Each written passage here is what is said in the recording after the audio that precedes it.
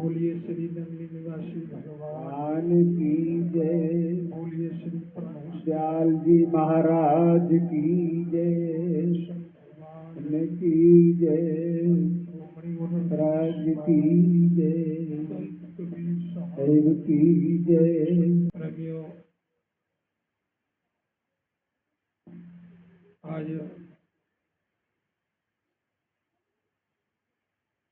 गोकुलेश के लगन सराई के उपलक्ष्य में सत्संग जो करा रहे हैं, ऐसा हर कोई कराता था, लेकिन अब लोग सत्संग नहीं कराते हैं। सत्संग अनेक सुखों की खान है, बशर्ते इसे कोई अपने दिल में तान पाए। मुद मंगल में संत समाजो जो जग जन्म तीरथ है। सत्संग के माध्यम से अनेक विद्वान महान पुरुष अनेक संतों की वाणी का अपने कंठ से प्रयोग करके नारियों को, पुरुषों को, बच्चों को सदमार्ग पर डालने का प्रयास करते हैं। सत्संगत मुद मंगल मूला होय सिद्ध सब साधन भूला। सत्संग अनेक प्रकार से प्रसन्न होने का मूल है। सत्संग संतों का संग, कहते हैं कि यदि किसी सज्जन पुरुष का दर्शन हो जाए तो उसके न जाने कौन सा पाप नष्ट हो जाए। जब उसका पाप नष्ट होता है तो ये समझो वो निर्मल बनता है। निर्मल मन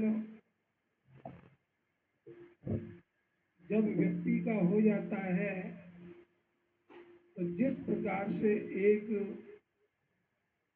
विद्यार्थी अपने प्रिंसिपल के लिए प्रार्थना पत्र लिखता है,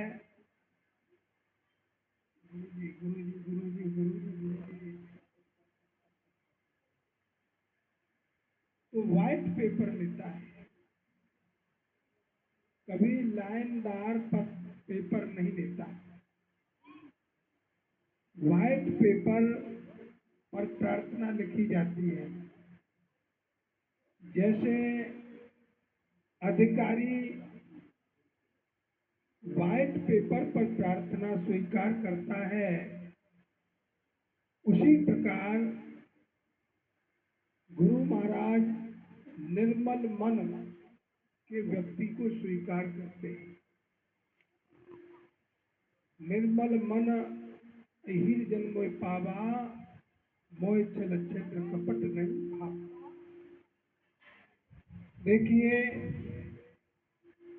कहने को तो लोग बहुत भजन गाते हैं और तरह तरह के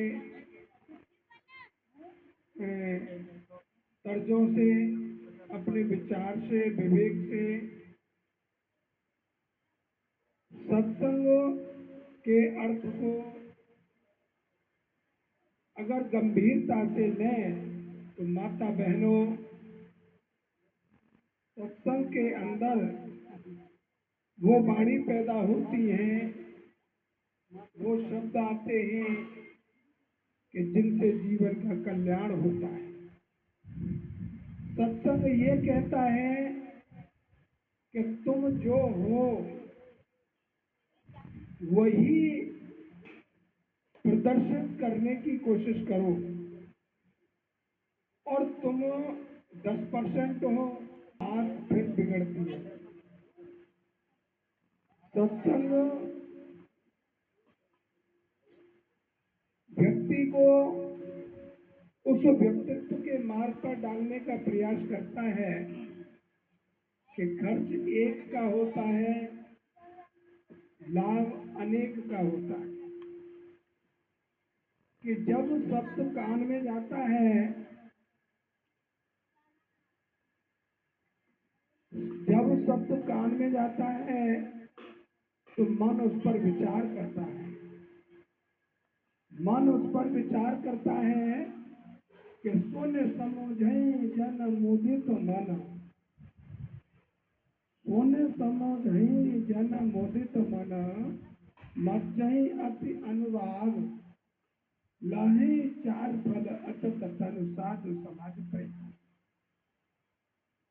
संत समाज रूपी प्रयाग से व्यक्ति चार पदार्थ प्राप्त करता है। कबीर साहब यहाँ पर अपनी वाणी से कहते हैं, तीर्थ जाए एक फल, संत मिले फल चार, सतगुरु मिल फल अनेक है, कहे कबीर विचार। प्रेमियों,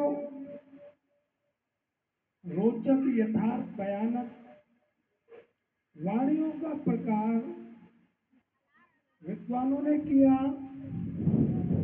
रोचक वाणियों का प्रयोग लोग अधिक करते हैं। रोचक वाणियों में रात व्यतीत होती है। मैं तो यहाँ कहूँगा कि जो संत महापुरुषों ने जो वाणियां कही हैं, उन वाणियों के माध्यम से अपने व्यक्तित्व का निर्माण करें और जब वो वाणी हमारे बीच में आती है तो आप एक बात कहोगे कि ये आदमी बहुत अच्छा है, और इस शब्द को किसी दूसरे से कहलवाने के लिए उस व्यक्ति को अपना पूरा जीवन बलिदान करना पड़ता है, उसको आगे से उसको पूरा जीवन बलिदान करना पड़ता है। भाई आगे सब बढ़िया। और यदि तुमने किसी की झूठी प्रशंसा की सभा के बीच में और उस व्यक्ति के अंदर कोई नेगेटिविटी है तो तुरंत दूसरा व्यक्ति उस व्यक्ति कहा कह रहे हो, हमने ऐसे नहीं कहा, यानी वो काम किया, वाकई वाके बाप की वाके दादा तक की कुंडली उभार करके सामने रख देता। तो यहाँ मैं एक बात कहता हूँ, literature is the mirror of society. साहित्य समाज का दर्पण होता है। अब अगली लाइन आती है, साहित्य समाज का दर्पण होता है, but society is the mirror of character of person. व्यक्ति के चरित्र का दर्पण समाज, व्यक्ति के चरित्र का दर्पण समाज होता है। हमने सुना कि पूज्य न ज्ञान वेद प्रवीणा और पूज्य विप्र ज्ञान गुणहीना। मैंने ये सुना, पढ़ा, लेकिन संत जब उतरते ही समाज में और वो असमानता की वाणी देखते हैं तो फिर वो कॉन्सेप्ट लेते हैं कि रविदास ब्राह्मण मत पूजिए, जो हो वे गुणहीन, और पूजो चाहे चंडाल के जो हो गुण प्रवीण। रविदास जी कोट करते हैं, समानता का उपदेश देते, आदर्श और आचरण का उपदेश करते। जिसके अंदर आचरण हो, सदाचरण हो, वो पूजने योग्य है, और जिसके अंदर आचरण सदाचरण नहीं है, सदाचरण नहीं है, वो पूजने योग्य नहीं है। फिर रविदास जी फिर कहते हैं कि रविदास जन्म के कारण कोई न होता नीच, और मनुष्य को नीच कर डाल है ओछ कर्म। जिस व्यक्ति के ओछ कर्म है वो नीच होता है, चाहे वो किसी भी जाति का हो। जात में जात, जात में जात, जो कीर्तन को पात। रविदास मनुष्य न जुड़ सके जब तक जात न जात, जब तक मनुष्य के अंदर से जातिवाद नहीं जाएगा तब तक मनुष्य कहलाने का अधिकारी नहीं। प्रेमियों, रविदास जी फिर कहते हैं कि ऐसा चाहूं राज में मिला सभी को अन्न, छोटे बड़े सब बसे रविदास हो। इस दोहा को रविदास को अच्छी तरह पढ़ करके बाबा साहब डॉक्टर भीमराव अंबेडकर भारत के संविधान में अनुच्छेद 14 से लेकर के अनुच्छेद 18 तक समानता का अधिकार मौलिक अधिकारों में आपको देते। मैं आपको संत और बाबा साहब की तुलना कर रहा हूं कि कोई इनमें अंतर करता हो तो वो अविवेक है। विवेकी पुरुष इस बात का प्रचार करें कि अंबेडकर संत से कम नहीं, अंबेडकर भी एक महान संत है कि अनेक संतों की वाणी को लेकर के संतों ने नैतिकता का रूप दिया अपनी वाणी को, और अंबेडकर ने उस वाणी को कानून का रूप दिया। स्वतंत्रता का अधिकार अनुच्छेद 19 से लेकर के और अनुच्छेद 22 तक ये स्वतंत्रता का अधिकार। तेरे छोराए जब तक वो वयस्क ना हो जबरदस्ती कोई उस पर काम नहीं करा सकता।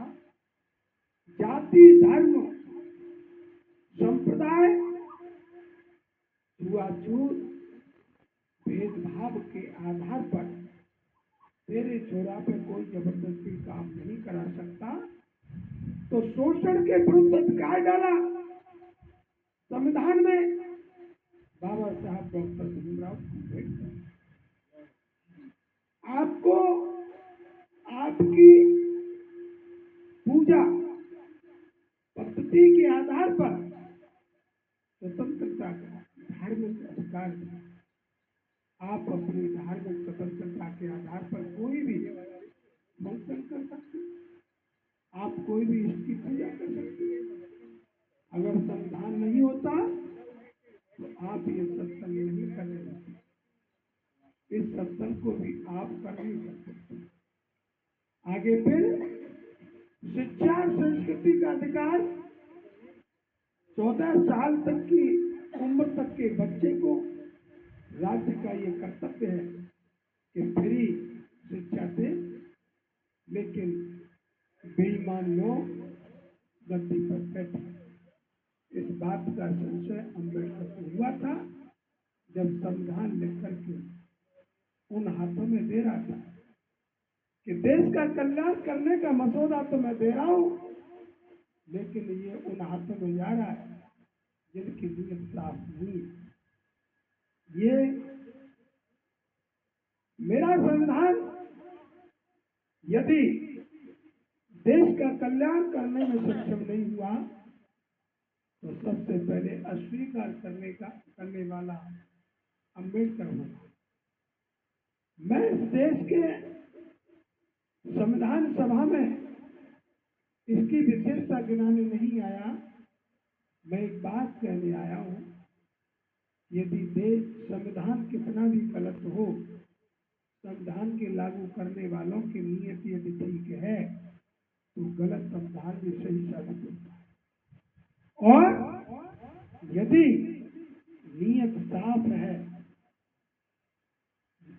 यदि नियत साफ है तो गलत संविधान सही साबित होगा, और नियत साफ नहीं है तो सही संविधान भी गलत है।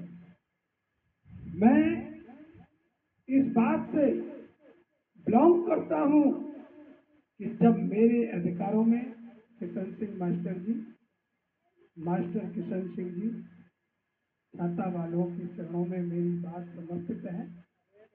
मैं जरूर रिक्वेस्ट करूंगा कि बात को तरजीह दीजिए। मेरे अधिकारों में और देश के अधिकारों में जब टकराव होगा तो मैं अपने अधिकारों को छोड़ दूंगा और देश के अधिकारों का मैं साथ दूंगा।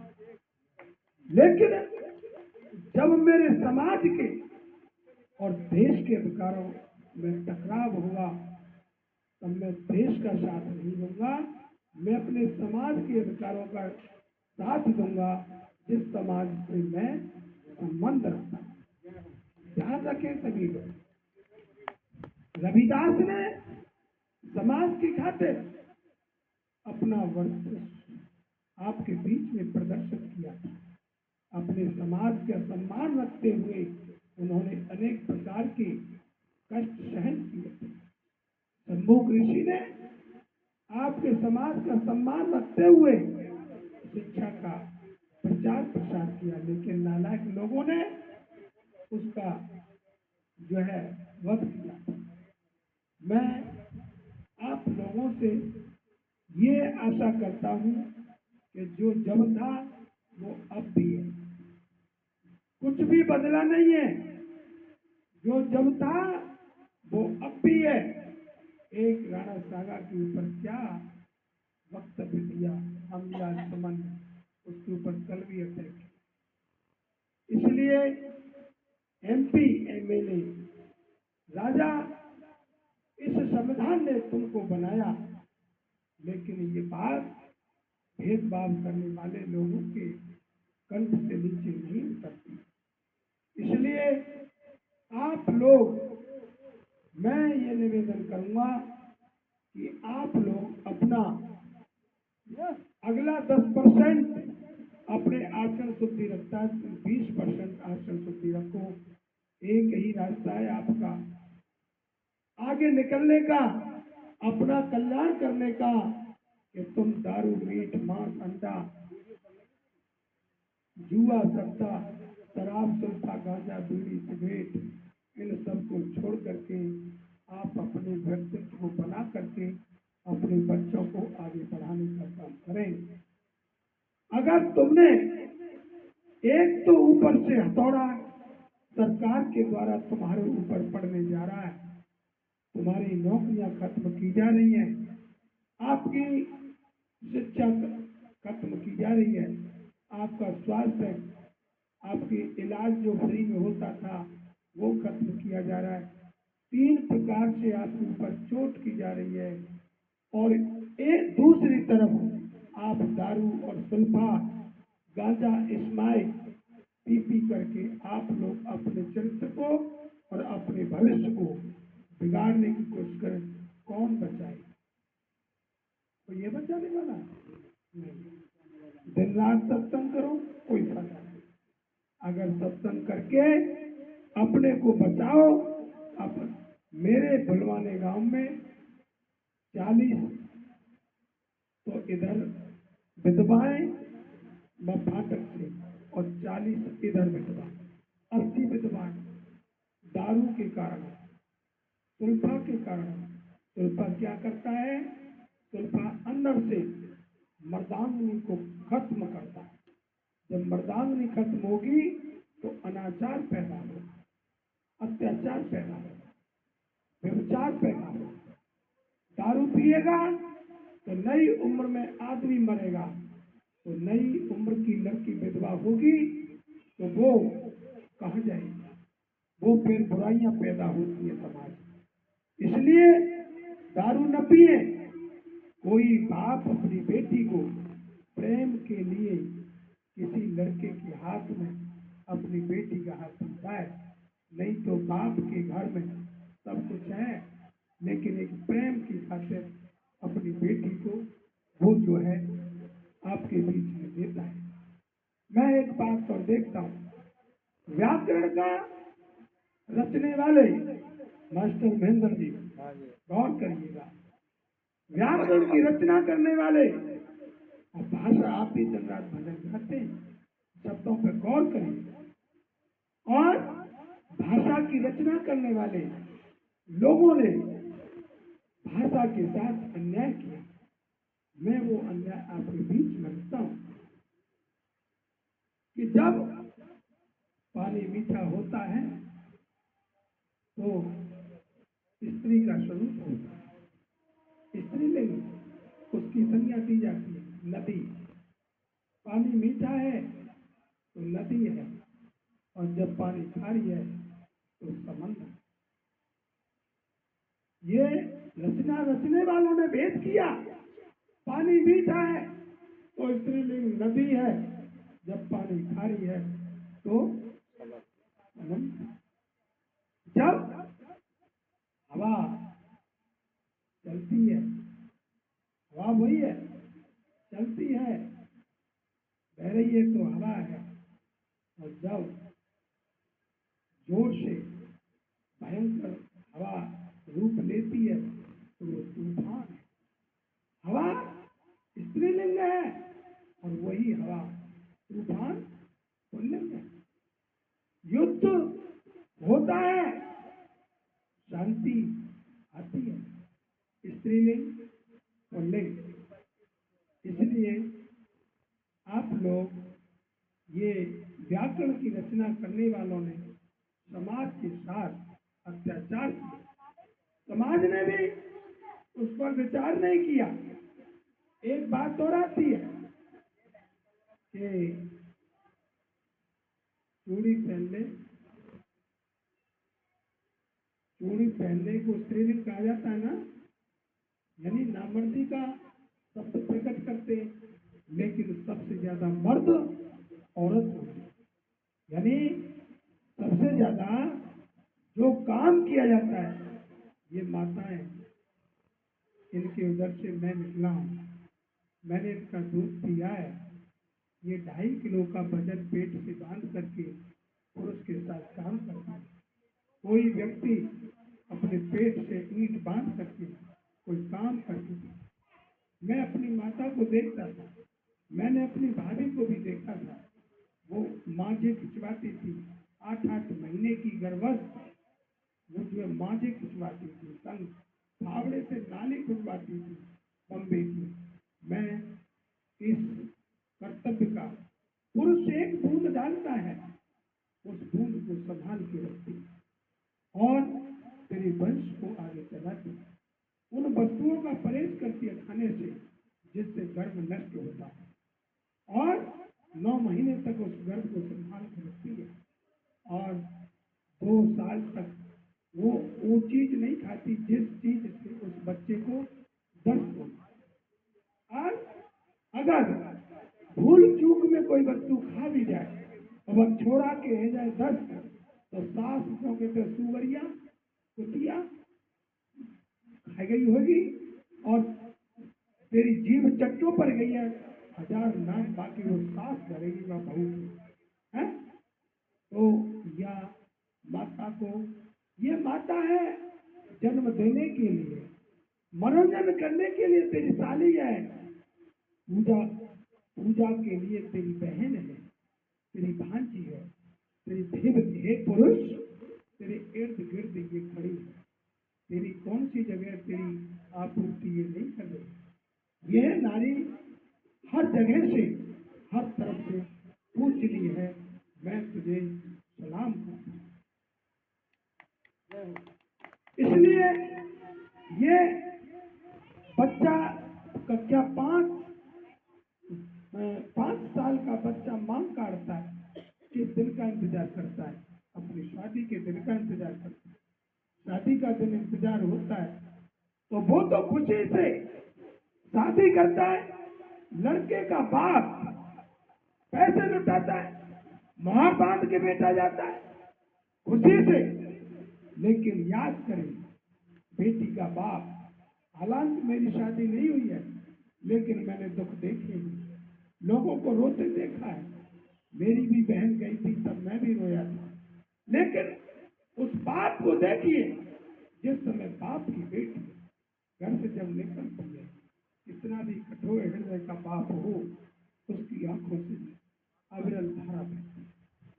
वो देखता है कि ये वैसे देखने को मेहमान है, लेकिन ये दुष्ट मेरी बेटी की संख्या।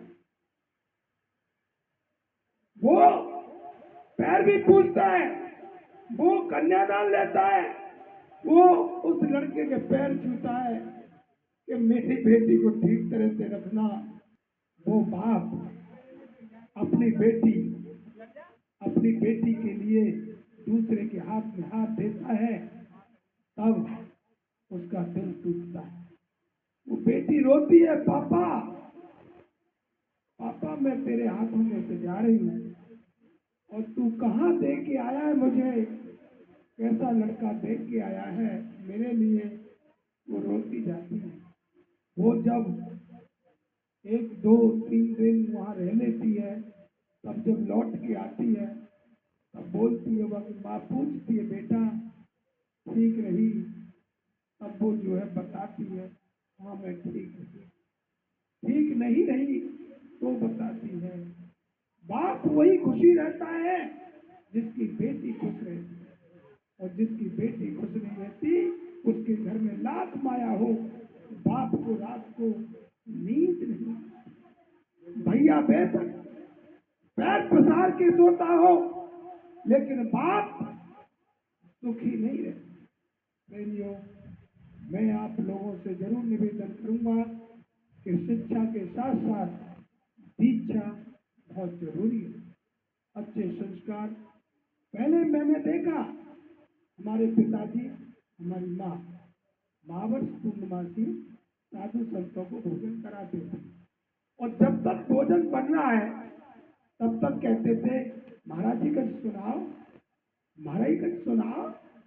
तो वो कोई कथा, कोई दृष्टांत सुनाते थे, वहाँ बैठ के बच्चे सुनते थे, उससे बच्चों में अच्छे आचरण आते थे। इसलिए देवियों, मैं आपसे भी निवेदन करूंगा कि अच्छे व्यक्ति अगर तुम्हें साधु ना मिले, तो मोहल्ले में, मैं ये बात आप लोगों से कह रहा हूँ, वो किसी का भी बुजुर्ग हो, किसी का भी बाप हो, 70 साल का 80 साल का बुढ़ा बुला करके अपने घर भोजन कर, और भोजन कराने से वो ये कहेगा, बेटा आशीर्वाद, सही रहो। वो गलत बात को जरूर कहेगा कि बेटा ये तुम्हारी गलती है, तुम या छोड़ दो, तुम ये सही चलो। ये इस तरह से सही संस्कार आते हैं। हम वो गऊओं को रोटी देना, कुत्तों को रोटी देना, ये पहली रोटी, बाद की रोटी, मावर्ष पूर्णमासी जो है दान चीटी चुगाना, कोई रोजाना चीटी चुगाना, इस तरह की जो छोटी छोटी बातें हैं, ये जो है बहुत ही लाभदायक गुणकारी हैं। पुण्य पुंज बिन मिलन संता, और सत्संगत संसर्ग कर्यंता। पुण्य, मेरी आंखों में आंसू आते हैं इन बातों को कह देते। आज मैं गंभीर होकर के इसलिए बोला कि मैं आपको ये भरोसा दूं कि आज मेरे जीवन का अंत भी हो सकता था कि मैं 4:30 बजे गया मालू का, उन्होंने अंबेडकर जयंती रखी थी, उन्होंने 6 बजे का टाइम दिया, मैं 5 बजे आ जाऊंगा, 5 घंटा पहुंचा बुलवाने से, और वहां मुझे तैयारी नहीं मिली। मैंने कहा मैंने हाजिरी दे दी है, मैं तुम्हारे प्रोग्राम में रुक नहीं पाऊंगा। ठीक 6 बज करके और 23 मिनट पर मैं वहां से चल दिया, और सही 7 बजे मैं अपने आश्रम पे आ गया, और 7 बजे वहां आ गया तो 7:43 पे हमने जो है इंटरसिटी पकड़ ली। रोटी खा करके। जब तक महात्मा ने मोटरसाइकिल कितनी फास्ट चलाई ये मैं जानता हूँ। मैं ये आपके इस प्रोग्राम की खातिर मैंने महाराज जी को भी लाने का प्रयास किया। महाराज जी बोले मेरी तबीयत ठीक नहीं है नैनीदास, तो मैं कोई बात नहीं बाबू जी तुम मेरे साथ चलो। मैं खेमचंद बाबू जी को अपने साथ लाया। वो मेरे बुजुर्ग हैं, मेरे पिताजी के गुरुद्वारे के शिष्य हैं, और वो भी, मैं तो उम्र से भी कहता हूँ वो भी मेरे पिता तुल्य हैं। तो आप सभी एक बात का जरूर ध्यान रखें, अपने पिता से पिता न कह करके। हमारे पिता की उम्र का कोई भी हो वो पिता तुल्य ही है। अच्छी बात कहीं से भी ली जाए वहां से अच्छी बात ली जानी चाहिए। आजकल के बच्चे अपने अहम में आकर के अपने जो है बुजुर्गों की बात न मान करके वो किसी का कुछ नहीं बिगाड़ेंगे, वो अपना ही बिगाड़ेंगे। वो जो है कहते हैं नास्ति सत्यात परो धर्म श्लोक विस्तृते मिथ्या समन्ना पापम तस्मा सदा सत्यम पद। गंगा पापम सभी पापम दैनम तथा पापम पापम से दैनम सहती सज्जन संग। प्रेमियों, आप लोग यदि सज्जन पुरुषों का संग करोगे तो आपको सभी रत्नों की प्राप्ति होगी। और मैं इन शब्दों के साथ अपनी बात को विराम दूं। नमस्कार, प्रणाम, गुरुदेव, जय गुरुदेव, धन गुरुदेव।